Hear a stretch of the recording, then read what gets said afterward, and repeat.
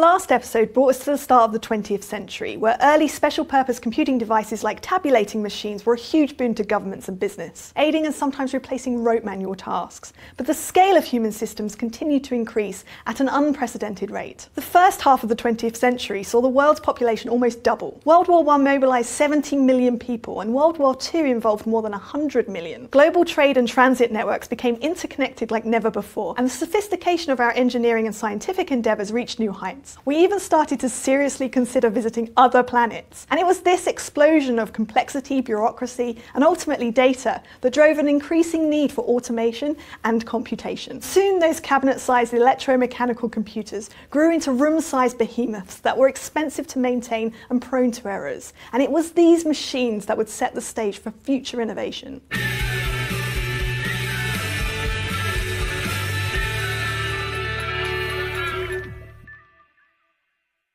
One of the largest electromechanical computers built was the Harvard Mark I, completed in 1944 by IBM for the Allies during World War II. It contained 765,000 components, 3 million connections, and 500 miles of wire. To keep its internal mechanics synchronized, it used a 50-foot shaft running right through the machine, driven by a 5-horsepower motor. One of the earliest uses for this technology was running simulations for the Manhattan Project. The brains of these huge electromechanical beasts were relays, electronically controlled mechanical switches. In a relay, there is a control wire that determines whether a circuit is opened or closed.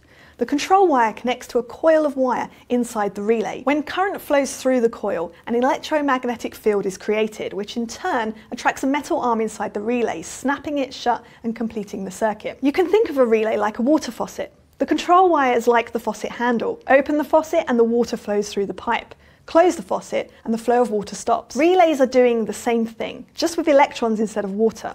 The controlled circuit can then connect to other circuits or to something like a motor, which might increment a count on a gear, like in Hollerith's tabulating machine we talked about last episode. Unfortunately, the mechanical arm inside of a relay has mass, and therefore can't move instantly between open and closed states. A good relay in the 1940s might be able to flick back and forth 50 times in a second. That might seem pretty fast, but it's not fast enough to be useful at solving large, complex problems. The Harvard Mark I could do 3 additions or subtractions per second. Multiplications took 6 seconds, and divisions took 15. And more complex operations like a trigonometric function could take over a minute. In addition to slow switching speed, another limitation was wear and tear.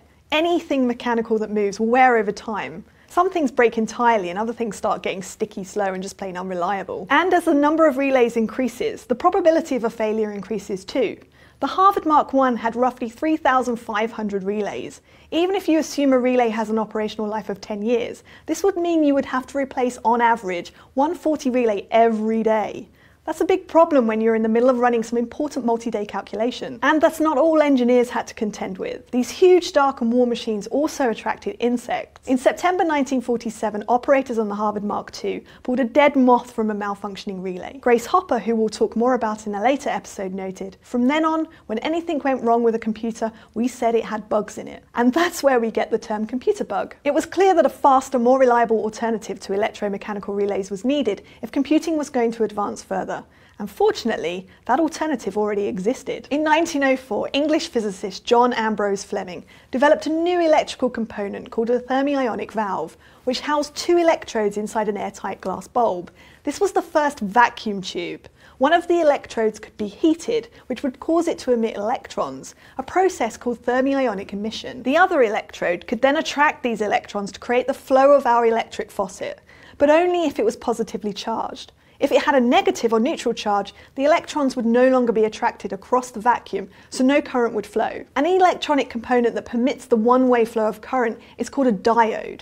But what was really needed was a switch to help turn this flow on and off. Luckily, shortly after in 1906, American inventor Lee de Forest added a third control electrode that sits between the 2 electrodes in Fleming's design. By applying a positive charge to the control electrode, it would permit the flow of electrons as before. but if the control electrode was given a negative charge, it would prevent the flow of electrons. So by manipulating the control wire, one could open or close the circuit. It's pretty much the same thing as a relay, but importantly, vacuum tubes have no moving parts. This meant there was less wear and they could switch thousands of times per second. These triode vacuum tubes would become the basis of radio, long-distance telephone and many other electronic devices for nearly half a century. I should note here that vacuum tubes weren't perfect. They're kind of fragile and can burn out like light bulbs, but they were a big improvement over mechanical relays. Also, initially, vacuum tubes were expensive. A radio set often used just one, but a computer might require hundreds or thousands of electrical switches. But by the 1940s, their cost and reliability had improved to the point where they became feasible for use in computers, at least by people with deep pockets, like governments. This marked the shift from electromechanical computing to electronic computing. Let's go to the thought bubble. The first large-scale use of vacuum tubes for computing was the Colossus Mark I, designed by engineer Tommy Flowers and completed in December of 1943. The Colossus was installed at Bletchley Park in the UK and helped to decrypt Nazi communications. This may sound familiar because 2 years prior, Alan Turing, often called the father of computer science, had created an electromechanical device also at Bletchley Park called the bomb. It was an electromechanical machine designed to break Nazi Enigma codes. But the bomb wasn't technically a computer, and we'll get to Alan Turing's contributions later. Anyway, the first version of Colossus contained 1,600 vacuum tubes, and in total, 10 colossi were built to help with code breaking. Colossus is regarded as the first programmable electronic computer. Programming was done by plugging hundreds of wires into plug boards, sort of like old school telephone switchboards, in order to set up the computer to perform the right operations. So while programmable, it still had to be configured to perform any specific computation. Enter the Electronic Numerical Integrator and Calculator, or ENIAC, completed a few years later in 1946 at the University of Pennsylvania.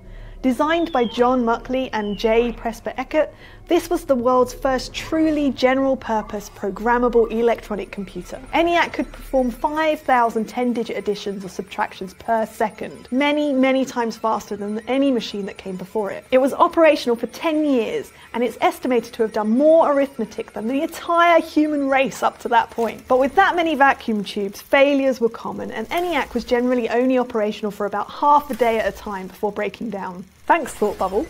By the 1950s, even vacuum tube-based computing was reaching its limits. The US Air Force's ANFSQ-7 computer, which was completed in 1955, was part of the SAGE air defense computer system, which we'll talk about more in a later episode. To reduce cost and size, as well as to improve reliability and speed, a radical new electronic switch was needed.